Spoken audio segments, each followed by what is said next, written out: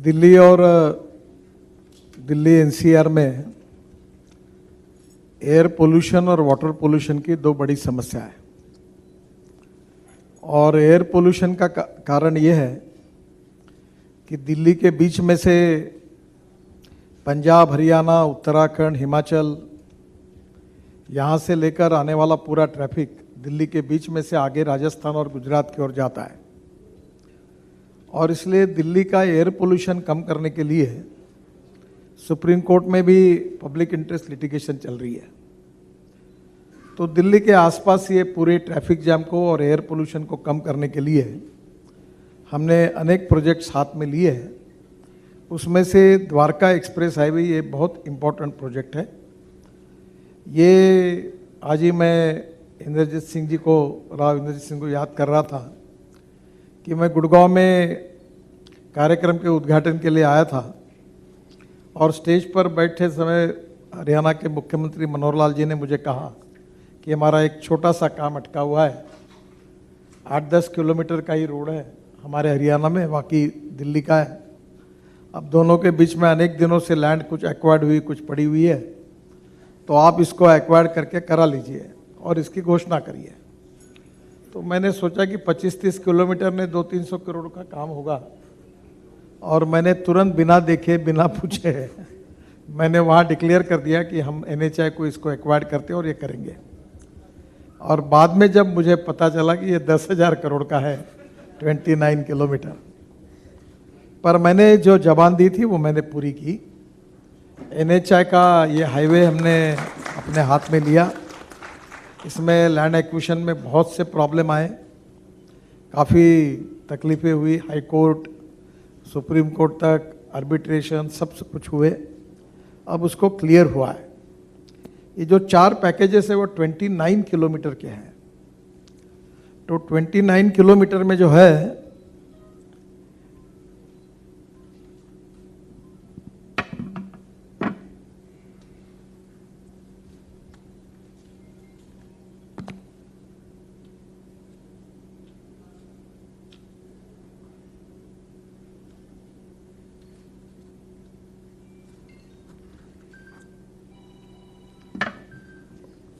इसमें ये 8 लेन main express highway है और इसको 6 लेन एक टनल भी इसके साथ है, और 6 लेन, 8 लेन जो है वो ऊपर में और 6 लेन नीचे में है।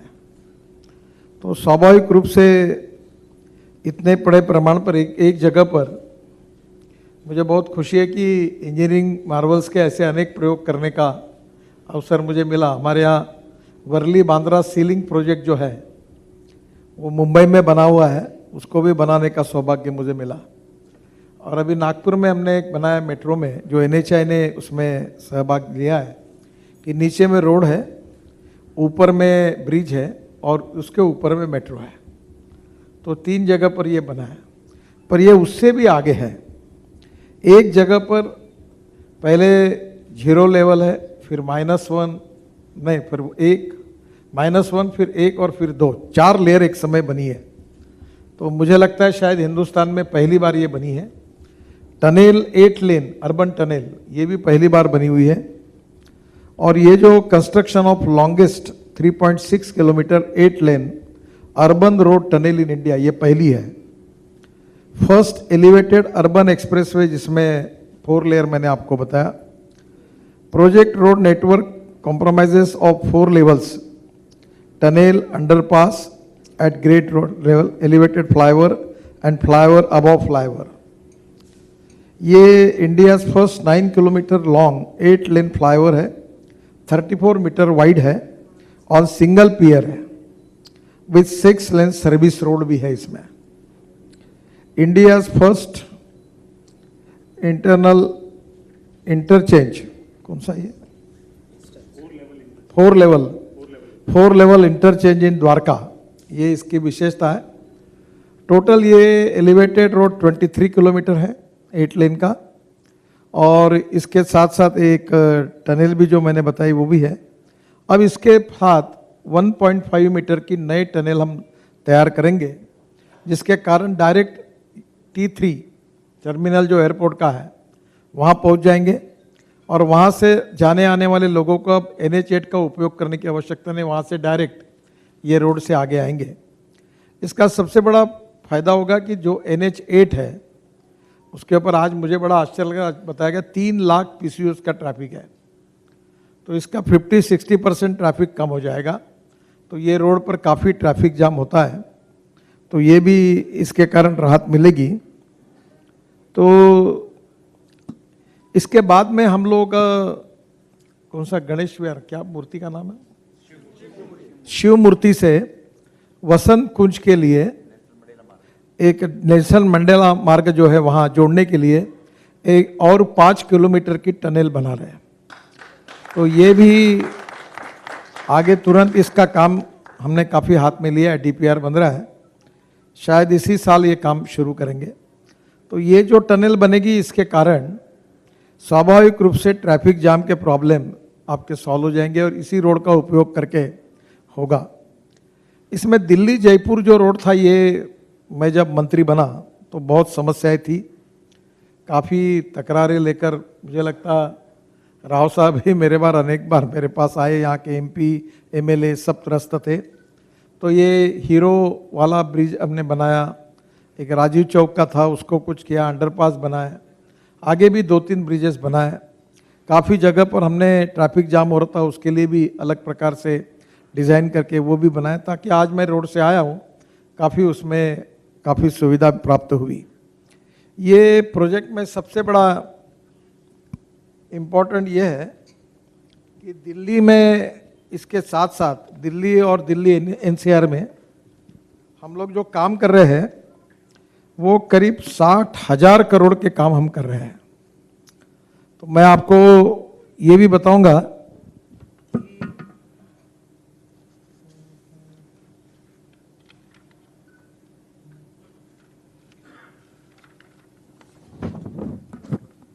एक ईस्टर्न पेरिफेरल रोड हमने पूरा किया है, जिसमें हमने 12,000 करोड़ रुपए खर्चा किए हैं, और जो वेस्टर्न पेरिफेरल है वो हरियाणा सरकार ने किया है, वो 7,000 करोड़, ऐसे 19,000 करोड़ दिल्ली के लिए रिंग रोड बना है, और ये बहुत ही इम्पोर्टेंट है।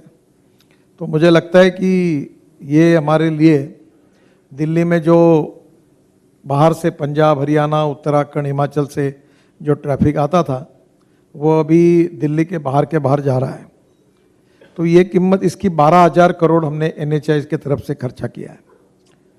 फिर द्वारका एक्सप्रेस वे, ये 29 किलोमीटर है, 9,500 करोड़ रुपए इसमें खर्चा कर रहे हैं हम लोग, और इसमें अभी और 1.5 किलोमीटर की टनल नई जो बनाएंगे जो T3 तक जाएगी वो, और उसके साथ हम लोग 5 किलोमीटर की टनल वसंत कुंज तक बनाएंगे, तो उसके लिए 5,000 करोड़। ऐसा ये टोटल प्रोजेक्ट करीब 14 से 15,000 करोड़ का होगा। बाद में दिल्ली सहारनपुर के इसमें अक्षरधाम, लोनी, बागपत, शामली और सहारनपुर, ये 150 किलोमीटर रोड हम बना रहे हैं जिसकी कीमत 12,000 करोड़ रुपए है।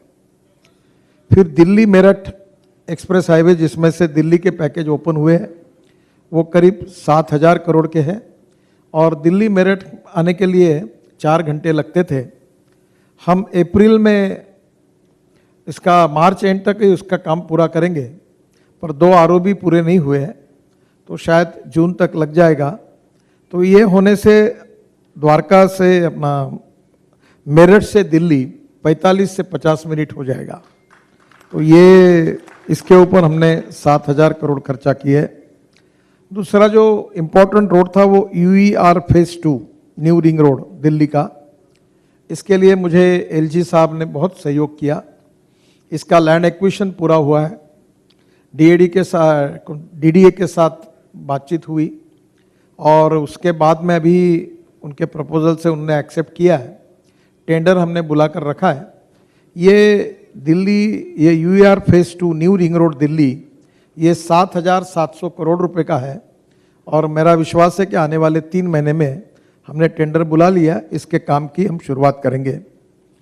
फिर मुकरबा चौक से पानीपत, ये काम बंद पड़ा था, फिर इसको हमने कॉन्ट्रैक्टर को रिप्लेस किया है, और ये भी काम 2300 करोड़ का है, 8 लेन रोड है, इसका काफ़ी काम अब पूरा हुआ है। मुझे लगता है कब तक पूरा होगा ये? जुलाई तक ये काम पूरा हो जाएगा। फिर धौला कुआं में भी एक बहुत ट्रैफिक जाम होता था और मैं भी उसमें रोज जब भी हवाई जहाज पकड़ने के लिए जाता था तो फंसता था। तो काम काफ़ी पूरा हो गया है। थोड़े चेंजेस मैंने बताया उसमें, और कुछ अगर डिफेंस के सहयोग के साथ वो आ जाएगा तो वो भी निश्चित रूप से पूरा होगा। ये जो डीएनडी आश्रम और बदरपुर होकर जो रोड है हमारे विदुड़ी जी के, इसमें वो कालिंदी कुंज, फरीदाबाद, बल्लभगढ़ और सोना, ये 60 किलोमीटर का है। ये 4000 करोड़ का इसका काम शुरू हो गया है। थोड़ा सा फॉरेस्ट एनवायरनमेंट के कुछ, हाँ 5000 करोड़ है ये। इसका काम थोड़ा एनवायरनमेंट का लास्ट परमिशन है, वो कॉन्ट्रैक्टर को अवार्ड हो गया, उनने साइट भी मोबिलाइज की है। ये 5000 करोड़ का है। अप्रैल में ये शुरू हो जाएगा। फिर गुरुग्राम से सोना, ये 6 लेन है जो ये द्वारका एक्सप्रेसवे से आगे एलिवेटेड रोड है, 22 किलोमीटर, 2000 करोड़ का। इसका काम शुरू है ना? इसका काम ऑलरेडी चल रहा है। बाद में हमने अभी दिल्ली से देहरादून नया हाईवे जाहिर किया है। उसके दिल्ली से देहरादून 2 घंटे में आप जा सकेंगे। टोटल नया रोड बना रहे हैं और इसी रोड को हरिद्वार जाने के लिए, कौन से गांव से एक लिंक है देहरादून जाने के पहले, वहाँ 47 किलोमीटर की, जिससे हरिद्वार भी जाएंगे और देहरादून जाएंगे। और हरिद्वार और देहरादून दोनों का डिस्टेंस 2 घंटा दिल्ली से केवल होगा। ये एक्सिस कंट्रोल होगा। इसमें एलिवेटेड रोड बना रहे, काफ़ी फॉरेस्ट के बीच में से जाता है। तो ये भी आज देहरादून जाने के लिए 5 घंटे, 5.5, 6 घंटे, कभी 7 घंटे लगते हैं। तो ये 2 घंटे में जाना पूरा होगा। तो ये एक दिल्ली के लिए बहुत बड़ा फायदा होगा। फिर दिल्ली से मुंबई सोना से जो रोड है वो भी करीब 1 लाख करोड़ का है। और इसका भी हमने दिल्ली जयपुर, अब यहाँ से लोग नहीं जाएंगे। ये दिल्ली से जयपुर जाने के लिए कौन सी जगह वो, बांदीकुई से एक जयपुर को हम नया रास्ता जोड़ रहे हैं, दिल्ली मुंबई हाईवे को। तो उसके कारण वो भी काफ़ी आसान होगा और 2.5 घंटे के कम इसमें दिल्ली जयपुर हो जाएगा। वैसे अभी एग्जिस्टिंग इसमें दिल्ली से नहीं, अभी कौन सा रास्ता है, नहीं दिल्ली से जयपुर जाने के लिए जो दौसा से पलटकर जयपुर जाना का जयपुर रिंग रोड, तो जयपुर रिंग रोड भी फंसा हुआ था। हमने NHAI में उसको टेक ओवर किया, वो भी पूरा किया है। और उसके रिंग रोड को ये जुड़ेगा, उसके पहले हम दूसरी जयपुर की लिंक भी कर रहे हैं। तो ये जो एग्जिस्टिंग रोड है NH8, इसके ऊपर का काफ़ी काम पूरा कम होगा। ये जो प्रोजेक्ट आज मैंने देखा, इसकी मुझे खुशी हुई कि इसमें 12,000 पेड़ हमने ट्रांसप्लांट किए हैं और 84% सक्सेस रेट है। और आज मैंने हमारे अधिकारियों को और कॉन्ट्रैक्टर को भी कहा है कि उद्घाटन के पहले इसका लैंडस्केपिंग का प्लानिंग करके पेड़ लगाइए ताकि ये ग्रीन एक्सप्रेस हाईवे बने। तो हम लोग ऑलरेडी हमने इसमें पेड़ भी ट्रांसप्लांट किए हैं और आपको वो फिल्म भी दिखाई है। तो पहली बात तो कभी कभी लोगों के मन में काफ़ी इसमें दिक्कतें आती है कि पेड़ कटने के बारे में बहुत समय भी जाता है, परमिशन नहीं मिलती, हम पैसे भी भरते हैं और उसके बाद में अभी हमने इस बार ट्रांसप्लांट भी किया है। तो एक पेड़ को ट्रांसप्लांट करने के लिए 25,000 से ज़्यादा खर्चा हमने किया है और 4 कॉन्ट्रैक्टर थे और नई नई टेक्नोलॉजी का उपयोग किया है। अब ये इसका अनुभव के आधार पर पूरे देश में हम लोग अभी पेड़ काटने के बजाय पेड़ ट्रांसप्लांट करने की कोशिश करेंगे। हमें डेवलपमेंट भी करनी है और इकोलॉजी एंड एनवायरनमेंट की भी रक्षा करनी है। तो मेरा आपसे विशेष रूप से अनुरोध है कि जो 84% हमने ये पेड़ ट्रांसप्लांट किया है, इसके ऊपर आप अलग से अध्ययन करिए। और ये अगर होगा तो मुझे लगता है कि हमें पेड़ काटने की ज़रूरत नहीं पड़ेगी और ये हमारा इन्वायरमेंट और इकोलॉजी के लिए बहुत बड़ा कंट्रीब्यूशन होगा। ये जो हाईवे बन रहा है, इसके बीच में मेट्रो का भी काम चल रहा है। आगे हमारा बहुत बड़ा एग्जीबिशन सेंटर का भी काम चल रहा है।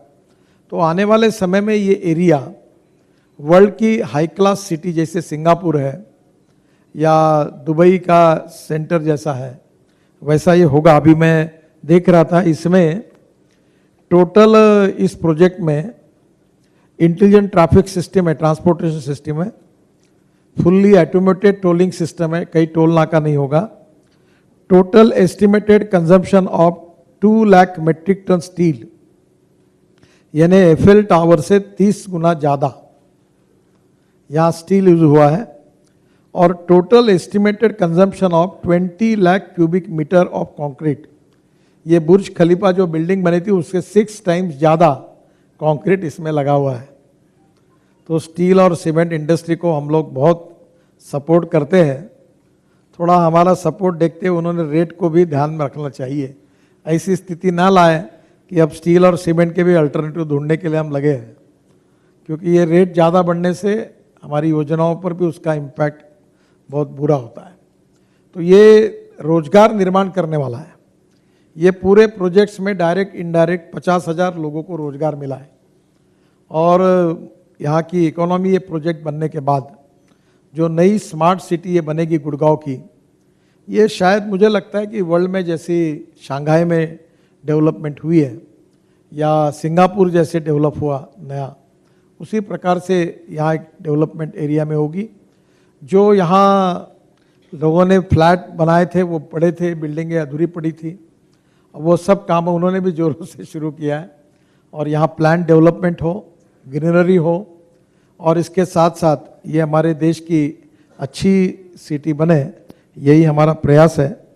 तो मैंने जो आपको कहा था कि हम 60,000 करोड़ दिल्ली के इसमें काम कर रहे हैं, तो एक अपने आप में इससे दिल्ली का एयर पोल्यूशन कम होगा। और मुझे अवसर मिला कि दिल्ली के वाटर पोल्यूशन में भी काम करने का, क्योंकि मैं जब नमामि गंगा में मंत्री था तो हम लोग करीब 325 प्रोजेक्ट, करीब 26,000 करोड़ के हमने नमामि गंगा में मंजूर किए थे। उसमें पानीपत और सोनीपत का, उसमें साथ हमने यमुना और ऐसी 40 नदी और नालों को भी चुना था जो गंगा में मिलते हैं। वो फाफामऊ नाला वगैरह सब नाले लिए थे। तो अब उन्हें सब में काम शुरू किया। 70% काम मेरे समय मैंने अवार्ड भी कर दिया था। तब दिल्ली में हमने, जैसे मैंने कहा, यमुना पर पानीपत और सोनीपत का प्रोजेक्ट मेरे समय ही मैंने पूरा किया, जिसमें हमने नमामि गंगा से पूरे पैसे दिए। और दिल्ली की सरकार को हमने 6,000 करोड़ रुपए दिए। और हमारे पैसे में दिल्ली की सरकार से हमने यमुना पर ये प्रोजेक्ट किए हैं। अब काफ़ी प्रोजेक्ट पूरे होते हुए आए। एक जायका के फंड का भी उसमें प्रोजेक्ट है। तो दिल्ली में एयर पोल्यूशन और वाटर पोल्यूशन ये भी हमने कम किया, इसमें कम करने में हम कामयाब होंगे। तो मुझे खुशी है कि अब यमुना का, अभी आपको पता होगा, आप कभी आप समय मिले तो मथुरा में मैंने बहुत अच्छा प्रोजेक्ट किया है त्रिवेणी इंजीनियरिंग ने, कि मथुरा का 80 MLD स्लज उसको शुद्ध करके इंडियन ऑयल को पानी दिया है। और इंडियन ऑयल साल के 20 करोड़ रुपए पानी के देती है। वेस्ट टू वेल्थ वाली बात जो मैंने कही थी वो वहाँ अच्छी तरीके से पूरी हुई है। तो एक तरफ दिल्ली हमारे देश की राजधानी है, हम सबके स्वाभिमान की, विरासत, इतिहास, संस्कृति की प्रतीक है। और दिल्ली को जल प्रदूषण से और वायु प्रदूषण से मुक्ति देने के लिए क्या क्या करना चाहिए। तो अभी आपको ये भी पता है कि हम लोग ethanol, methanol, biodiesel, bio CNG, electric, hydrogen fuel cell सब टेक्नोलॉजी ला रहे हैं। अभी 81% लिथियम आयन बैटरी देश में बन रहे। मैंने अभी इसके बारे में पूरी मीटिंग करके हमने काफ़ी इसको एक्सेलरेट किया है। अभी हम लोग हाइड्रोजन फ्यूल सेल पर भी काम कर रहे हैं। और जो परली जलाते आपके यहाँ, उससे हमने CNG बनाकर मैंने ट्रैक्टर भी लॉन्च किया है। जो ट्रैक्टर 3 लाख रुपए किसानों के, कमर्शियल ट्रैक्टर के 3 लाख और किसान के लिए 1.5 लाख रुपए की बचत करता है। तो ये सब जो प्रयास है, फ्यूल में चेंजेस हो, जल शुद्धिकरण हो और एयर पोल्यूशन में कमी आए। अभी हमने यूरो 6 के नॉर्म्स हमने अप्लाई, कल ही मेरे यहाँ CM की मीटिंग हुई और उसमें जो नए हमारे नॉर्म्स है उसमें फेज़ 1 को हमने पूरा किया कि कितना कार्बन एमिशन होना चाहिए। तो इंटरनेशनल स्टैंडर्ड के आधार पर काफ़ी ऑटोमोबाइल में सुधार हुआ है। और उसमें भी हमने अलग अलग प्रकार के फ्यूल लाए हैं। फ्लेक्स इंजन में इथेनॉल का फ्यूल अब लाने के लिए हम कोशिश कर रहे हैं। तो आने वाले समय में एक तरफ पोल्यूशन कम करने के लिए फ्यूल में बदल करना, दूसरी ओर रोड इंफ्रास्ट्रक्चर को अच्छा करके ट्रैफिक जाम को कम करना, तीसरी बार पब्लिक ट्रांसपोर्ट और इलेक्ट्रिसिटी को इनकरेज करना। जैसे आपको पता होगा कि प्रधानमंत्री जी ने अब मुझे रोप वे, केबल कार, फेनाकुलर रेलवे, मैट्रिनो सिस्टम, या जो अपने एलॉन मस्क ने किया था, कौन सी वो, नहीं एलॉन मस्क टेस्ला नहीं, दूसरा एक उनका एलिवेटेड एक कॉरिडोर का था वो जो, तो वो भी उन्होंने प्रपोजल था। अभी मैं दिल्ली और मुंबई के बीच में हमारे पास 120 मीटर की विड्थ है। तो मैंने रेलवे मंत्री पीयूष गोयल जी को कहा कि आपको बुलेट ट्रेन चालू करना है तो कल मैं जगह दे सकता हूँ। तो रोड के बीच में इसको इलेक्ट्रिक हाईवे बनाने की कोशिश भी कर रहे हैं कि रेल के एक बीच में रेल होगी जिसमें ट्रक बस डायरेक्ट चार्ज होगी 20 किलोमीटर और फिर 200 किलोमीटर इलेक्ट्रिक पर चलेगी। तो नए नए एक्सपेरिमेंट कर रहे हैं। अभी ये जो मेरे पास डिपार्टमेंट आया है, इससे हम लोग दिल्ली से जयपुर पॉन्ड सिस्टम, मैट्रिनो टाइप, वो भी करने के बारे में हम लोग अभी विचार करेंगे। अभी डिपार्टमेंट के पूरी तरह रूल्स ऑफ बिजनेस में मेरे पास आया है। तो पब्लिक ट्रांसपोर्ट अगर बढ़ेगा तो पोल्यूशन कम होगा। तो वाटर पोल्यूशन, एयर पोल्यूशन को कम करना, ट्रांसपोर्ट में भी पोल्यूशन को कम करते हुए पब्लिक ट्रांसपोर्ट को इनकरेज करना, और नए नए विशेष रूप से जैसे 4 लेयर पहली बार हुआ। ये मैं आपको फिर से कहूँगा कि ये जो प्रोजेक्ट है ये भारत का इंजीनियरिंग मार्वल है। ये ऐसा एक प्रोजेक्ट है कि जो बनेगा तो मेरे अभी आप मुझे भी आज पूरी आइडिया नहीं थी, पर आज मैंने अधूरा देखा है, पर जब पूरा होगा तो आपको निश्चित रूप से पता चलेगा। अगले साल के 15 अगस्त के पहले, अभी इन्होंने बताया डेट लाइन, पर हम 15 अगस्त के पहले इसका इनॉग्रेशन करेंगे अगले साल का, इतना मैं आपको विश्वास देता हूँ। और विशेष रूप से इस प्रोजेक्ट में हरियाणा की सरकार, आदरणीय हमारे मुख्यमंत्री और हमारे राव इंद्रजीत सिंह जी, बाद में यहाँ के सभी एमएलएज, इनका बहुत अच्छा सहयोग रहा। जो दिल्ली का पार्ट था उसमें हमारे रमेश जी विदुड़ी यहाँ उपस्थित हैं, काफ़ी मदद उनके तरफ से भी हुई। और दिल्ली सरकार ने, केजरीवाल जी और उनके लोगों ने भी हमको इन्वायरमेंट, फॉरेस्ट में काफ़ी अड़चने आई, उनका भी सहयोग मिला। दिल्ली के जो एलजी साहब हैं उनका भी समय समय पर बहुत मदद मिली है, और उन सब के सहयोग के कारण ही हमारे लोगों ने भी बहुत अच्छा काम किया है। एनएचआई में ये एक सक्सेस स्टोरी है, दिल्ली मुंबई एक्सप्रेस हाईवे और ये द्वारका एक्सप्रेस हाईवे, हम 22 एक्सप्रेस हाईवे बना रहे हैं। तो अभी मैंने दिल्ली कटरा की आपको जानकारी नहीं बताई, दिल्ली से अमृतसर 6 घंटे में होगा, वो भी जींद से हरियाणा से जाने वाला है, उसका भी लगभग लैंड एक्विजिशन हमने पूरा किया है। तो ये दोनों हाईवे द्वारका और मुंबई का, इसका काम मनोज कुमार जी और उनके टीम ने ये काम किया है और बहुत अच्छा काम किया है। मैं उनका भी बहुत बहुत अभिनंदन करूंगा, उनको धन्यवाद दूंगा।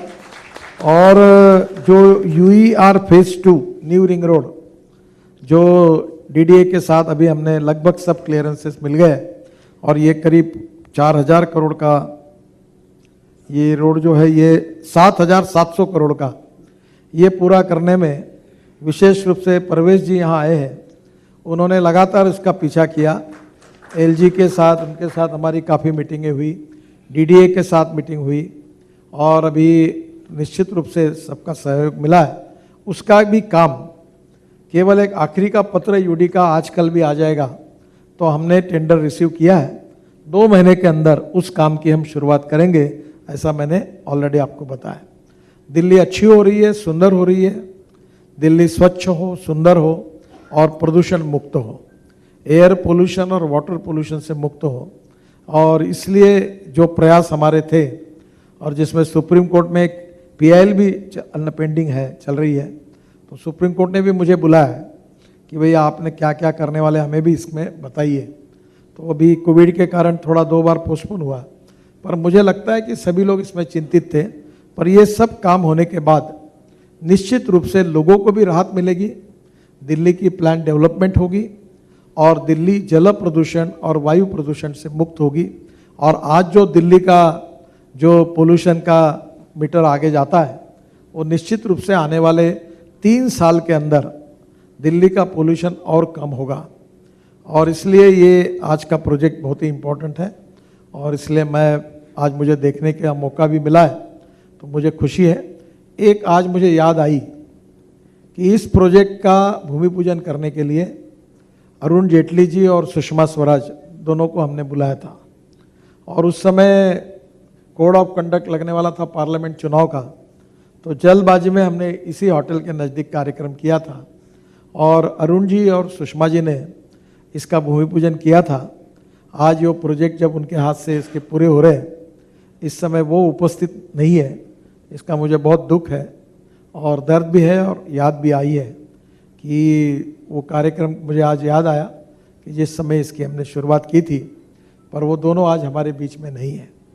फिर भी उन्होंने जिसका भूमि पूजन किया था वो पूर्णत्व पे जा रहा है, इसकी मुझे बहुत बहुत खुशी है। तो फिर से एक बार आप सबको बहुत बहुत धन्यवाद। आपको जो भी सवाल पूछेंगे उसका जवाब मैं दूंगा।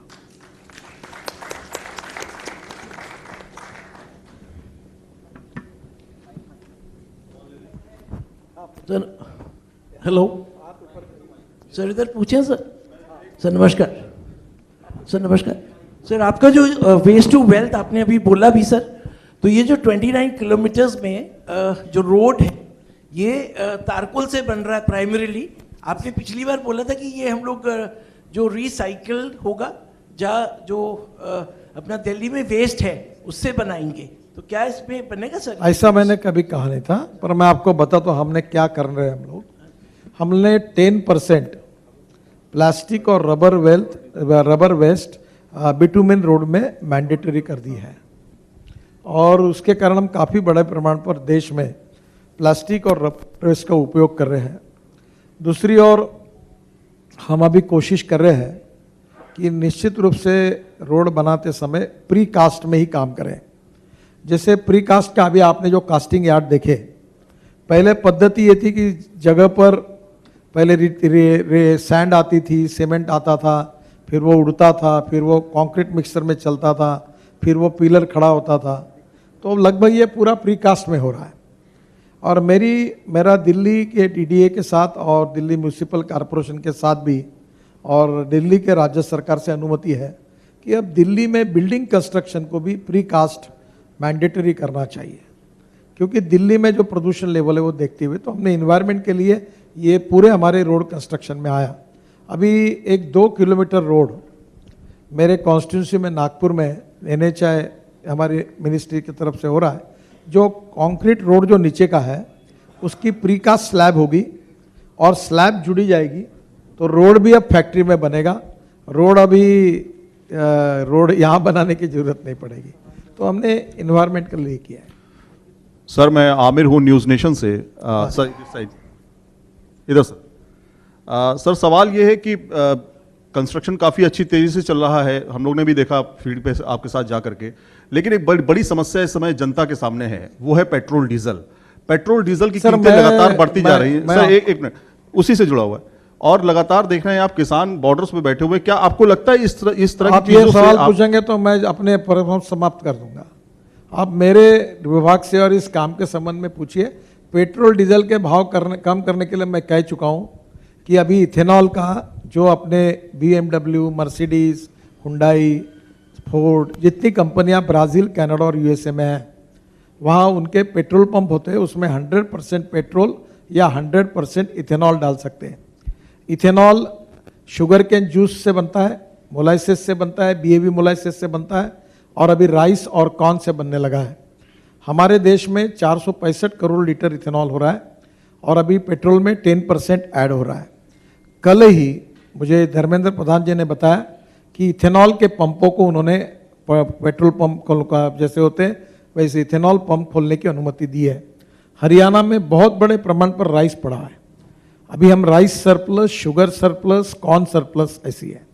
हमारी MSP इंटरनेशनल मार्केट और मार्केट प्राइस से ज़्यादा है, और इसलिए diversification of agriculture towards energy and power ये हमारा मिशन है। और इसीलिए पर्ली से CNG तैयार करना, फिर कोयले से मिथेनॉल तैयार करना, डीएमई तैयार करना, वो एलपीजी में लाना, फिर एलएनजी पर कन्वर्ट करना, इलेक्ट्रिक में लिथियम आयन के साथ aluminium ion, steel ion, zinc ion, sodium ion का विकास करने के लिए हमारा डिपार्टमेंट इनिशिएटिव लेके सब डिपार्टमेंट के साथ कोऑर्डिनेट करके काम कर रहा है। हाइड्रोजन फ्यूल सेल की गाड़ियाँ आ गई है, वो चल रही है। तो एक प्रकार से पेट्रोल डीजल की खपत कम करना। अभी 8 लाख करोड़ का इंपोर्ट है फॉसिल फ्यूल का, और 5 साल के बाद ये 17 से 18 लाख करोड़ का होगा। तो इसलिए पहले से हमको अल्टरनेटिव फ्यूल पर काम करना है और किसानों के लिए उसका इनकरेज करके उसमें इन्वॉल्व करना, यही उसका उपाय है। और हम पैरेलल उस पर काम कर रहे हैं। बाकी इंपोर्ट कॉस्ट और बाकी फाइनेंस मिनिस्ट्री रेट, ये बातों में तो बाकी विषय मेरे से संबंधित नहीं है। सर, ये बहुत ही खुशी की बात है कि धौला कुआं पे एक अच्छा सा रोड बन गया है, लेकिन द्वारका में जो रहते हैं उनको सेंट्रल दिल्ली जाने के लिए 1.5 घंटा का इस्तेमाल करना पड़ता है। 1 घंटा से ज़्यादा टाइम लगता है द्वारका से सेंट्रल दिल्ली निकलने के लिए। साउथ दिल्ली के मेंबर पार्लियामेंट भी हैं और नजफगढ़ से प्रवेश जी भी हैं। तो ये जो एग्जिट है, जो एक आइडिया था कि द्वारका एयरपोर्ट के नीचे से एक टनल बना के द्वारका से एग्जिट के लिए, तो क्या उस पर कोई काम हो रहा है या कोई प्रोजेक्ट है जो कि द्वारका से निकलने के लिए, और NHAI का हेडक्वार्टर भी द्वारका में है? देखिए, मैं सबसे मेरी कमजोरी है कि मुझे दिल्ली कुछ पता ही नहीं है क्योंकि मैं थोड़ा थोड़ा जानता हूँ। एयरपोर्ट से मेरा घर और रास्ते कम मालूम है मुझे। मैं बहुत दिल्ली के लिए नया हूँ, पर हम लोग उसी पे काम कर सकते हैं जहाँ NH है। परवेश जी के आग्रह के कारण वो रिंग रोड जो था नया, जिसको 7,700 करोड़ का, वो हमने टेक ओवर करके किया। पर जो रोड स्टेट हाईवे स्टेट के हैं, जो दिल्ली म्यूनिसिपल कॉरपोरेशन के DDA के हैं, उसमें ना हम काम कर सकते हैं ना, हमें काम करने का अधिकार है। अगर इसमें आप जो बोल रहे हैं इसमें कोई NH है तो मैं जरूर कोशिश करूंगा। अगर NH नहीं है तो मेरे संबंध पे नहीं आता। सर, ये कि इसके नीचे से देयर वाज ए आइडिया कि एयरपोर्ट से द्वारका एग्जिट के लिए एयरपोर्ट के नीचे से टनल ले सकते हैं।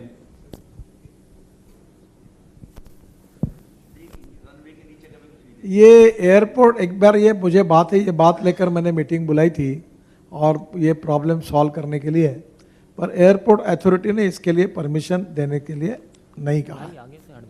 उनने उनकी परमिशन हम नहीं दे सकते ये बताया।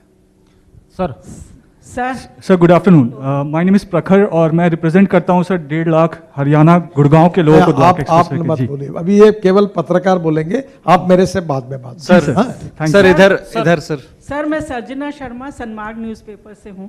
सर रोड बहुत अच्छे हो गए हैं, क्या आप कोई ऐसी टेक्नोलॉजी भी ला रहे हैं कि दूर से कोई आता तो अचानक पता चलता है एक लंबा जाम लगा और हमें 2 घंटे हम गाड़ी में बैठे हैं, ना आगे जा सकते ना पीछे? कोई ऐसा इंफॉर्मेशन टेक्नोलॉजी आप लोग ला रहे हैं कि पीछे से पता चल जाए कि आगे मत जाइए अब, और या कोई रूट डाइवर्ट कर लीजिए? अभी हम लोग इस प्रकार की इंटेलिजेंट ट्रैफिक सिस्टम ला रहे हैं, आपके मोबाइल पर इसकी सबकी जानकारी आपको मिलती रहेगी। अभी आपको एक मालूम है, हमने दिल्ली जयपुर हमारा NH का रेडियो चलता है। नहीं सर, हम 2.5 घंटे काफी लोग रेडियो में बताया जाता है। दिल्ली जयपुर में 2.5 घंटे फंसे सर हम। नहीं, अभी दिल्ली जयपुर तो अभी जो शाहजहांपुर में सर। अच्छा, हाँ। अभी आपको ये जैसे ये द्वारका एक्सप्रेस हाईवे पूरा होगा जी, और दिल्ली मुंबई का भी पार्ट, दिल्ली जयपुर का भी मुझे लगता है अगले साल तक हो जाएगा वो भी। तो आपको दिल्ली को जयपुर को नया रोड मिलेगा तो एक्सिस कंट्रोल रोड होगा, उसमें कोई प्रॉब्लम नहीं। एक क्वेश्चन और है सर मेरा, क्योंकि मेरा पेपर बंगाल से है।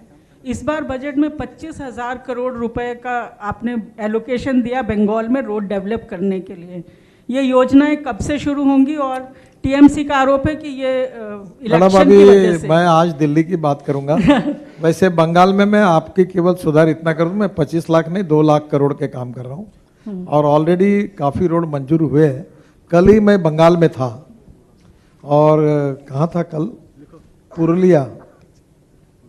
पुरुलिया डिस्ट्रिक्ट में था कल, वहाँ पब्लिक मीटिंग के लिए। काफ़ी काम बंगाल में शुरू है, इसलिए कल ही मैंने डाटा देखा है। वहाँ लैंड एक्विजिशन अगर आसानी से हो जाएगी तो वहाँ काफ़ी काम हम कर रहे हैं। सर मैं हिंदी खबर से अजस्त्र पीयूष हूँ। सर ये प्रोजेक्ट कब हरियाणा सरकार ने प्रस्तावित किया था और आपके पास कब आया और कब कितना काम हो गया है? सर दूसरा सवाल ये है कि अभी आपने इलेक्ट्रिक व्हीकल की बात की थी, तो क्या इस हाईवे पर ऐसी कोई सुविधाएं होंगी कि इलेक्ट्रिक व्हीकल चार्ज हो सके? देखो मुझे याद नहीं है, पर ये राव साहब बता पाएंगे कि एक कार्यक्रम गुड़गांव में था, मैं इनॉग्रेशन के लिए जो दिल्ली जयपुर रोड पर कोई ब्रिज पर शायद हीरो का ब्रिज या कोई कार्यक्रम था, तब आया था, अंडरपास वगैरह इनॉग्रेट किए थे। हाँ 2017 में हुआ था और अब बीच के अंदर कोविड आ गया, इसलिए थोड़े दिन के लिए रुक भी गया, लेकिन जैसे बताया गया है कि ये मुकम्मल हो जाएगा। हरियाणा वाला हिस्सा तो नवंबर इसी साल के पूरा हो जाएगा और दिल्ली वाला 22। अभी आज मुझे बताया कि हरियाणा का शायद पहला पार्ट हम लोग अभी नवंबर के पहले ही ये खुला कर देंगे। सर इधर से एक सवाल। सर गडकरी सर राइट से। हाँ बोलिए। सर कुंदन न्यूज़ 24 से। सर ये जो नेल्सन मंडेला 5 किलोमीटर वाला टनल है, क्योंकि हम उसी इलाके में रहते हैं और एयरपोर्ट आना बहुत बड़ा चुनौती रहता है, वो और दिल्ली का जो अल्टरनेटिव आप रिंग रोड बनाने की बात करें, वो किस स्टेज में है? और थोड़ा सा अगर लोकेशन बता पाएं कि किधर से निकलेगा, थोड़ा सा ये लोकेशन ये बताएंगे, क्योंकि वो दिल्ली के लिए बड़ी राहत होगी। नंडेला नेशनल मंडेला मार्ग जो ये ग्रीन एवेन्यू है ना, इसके नीचे से टनल बन के और शिव की मूर्ति पे निकलेगा, और शिव की मूर्ति पे निकले वहां एक टनल बन रहा है जो शिव मूर्ति पे ये एक्सप्रेस हाईवे वाला इसको कनेक्ट कर देगा वो। सर इधर से। सर एक क्वेश्चन था। इसको UER-2 बोलते हैं, इसको UER-2 बोलते हैं। UER-2 रोड वो है जो आपका पुष्पांजलि से जो द्वारका अंडरपास है उसको UER-2 रोड बोलते हैं। ये 100 मीटर का रोड है और ये आपका NH-24 को क्रॉस करेगा और वहाँ से वसंत कुंज से जो आप बोल रहे हैं नेल्सन मंडेला से, ये उसी रोड को कनेक्ट करेगा और ये आगे सीधा जाएगा, द्वारका से जाएगा, द्वारका से नजफगढ़, नजफगढ़ से दिचाऊ, दिचाऊ से मुंडका, मुंडका से फिर आपका रिठाला, रिठाला से फिर ये आपका अलीपुर की तरफ में निकल जाएगा। तो ये पूरा रूट है। इसके आने से ये एक तरीके का रिंग रोड ही बनेगा, क्योंकि इसके आने से जो हरियाणा का और जो मानेसर की तरफ में सारा जो ट्रक और सारा जो ये वाले राज्यों का ट्रैफिक है वो सारा बाहर से निकल जाएगा, दिल्ली से आने की जरूरत नहीं पड़ेगी। ये NH-24 पे कहाँ पे कनेक्ट करेगा? NH-24 पे जो शिव मूर्ति के सामने, एक एम्स के सामने जैसे एक आपने राउंड अबाउट देखा है पूरा ऊपर का, वैसे शिव मूर्ति के सामने वहां पर बन रहा है। तो उसके बनने के बाद में जब आप यहाँ से महिपालपुर से आएंगे तो आपको कापासेडा फ्लाईओवर के नीचे से यूटर्न लेके आना पड़ता है, वहां से नहीं लाना पड़ेगा आपको। ऊपर से शिव मूर्ति के सामने से आपको गोल चक्कर से आप द्वारका आ जाएंगे और द्वारका से आपको गुड़गांव जाना पड़ेगा तो भी उसी गोल चक्कर से चले जाएंगे, और अगर आपको वसंत कुंज जाना पड़ेगा तो भी वहीं से जाएंगे। हाँ। सर इधर से ब्रह्म प्रकाश।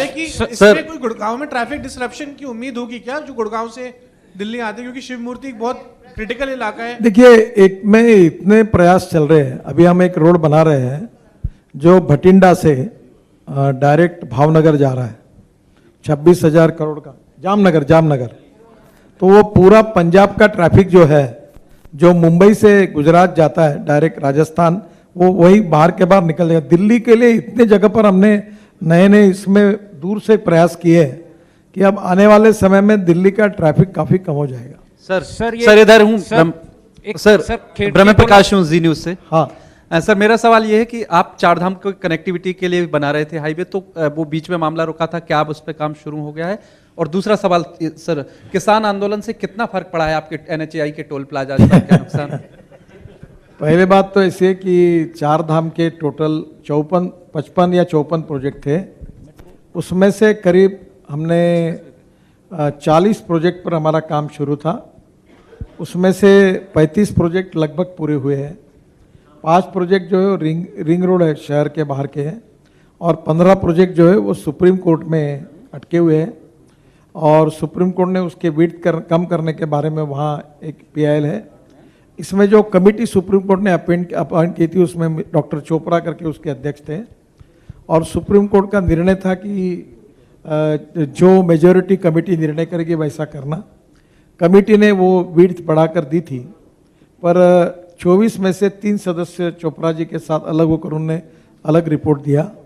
फिर सुप्रीम कोर्ट में अभी डिफेंस मिनिस्ट्री ने अपना एफिडेविट किया है, और वो भी स्ट्रेटेजिक पॉइंट ऑफ व्यू ये चाइना बॉर्डर की तरफ जाता है, और जब हमारे रनगाड़े ट्रक जाएंगे तो 5 मीटर होगा तो जा नहीं पाएंगे। तो उनका एफिडेविट भी सुप्रीम कोर्ट के सामने, सुप्रीम कोर्ट ने सबको हियरिंग दिया है। अभी हमारा काम बंद है। सुप्रीम कोर्ट क्लियर करने के बाद उसका काम 15 पैकेजेस का काम शुरू होगा। सर एक क्वेश्चन सर। दूसरा, हमारे हरियाणा और पंजाब के टोल का हमारे लगभग अभी बंद है, उसका नुकसान हो रहा है, पर NHAI का इनकम बहुत बढ़ा है क्योंकि हमने अभी फास्ट ट्रैक शुरू किया है और इस साल हमने 2 रिकॉर्ड किए हैं कि हमारा टोल का इनकम 10,000 करोड़ से बढ़ रहा है, तो 34,000 करोड़ से भी ज़्यादा, करीब 36,000 करोड़ तक जाएगा मार्च एंड तक। और दूसरा, हमने कोविड होने के बाद एक ट्रैक रिकॉर्ड हमने और किया, वर्ल्ड रिकॉर्ड। वैसे वर्ल्ड रिकॉर्ड 3 एक हुए हैं। पहला रिकॉर्ड ये हुआ है कि हमने अभी 33 किलोमीटर पर डे तक हम आए हैं और मार्च का महीना बाकी है, तो मैं उम्मीद करता हूं कि मार्च एंड में हम 40 किलोमीटर पर डे का लक्ष्य पूरा करेंगे। आज हम 33 किलोमीटर पर डे पर है।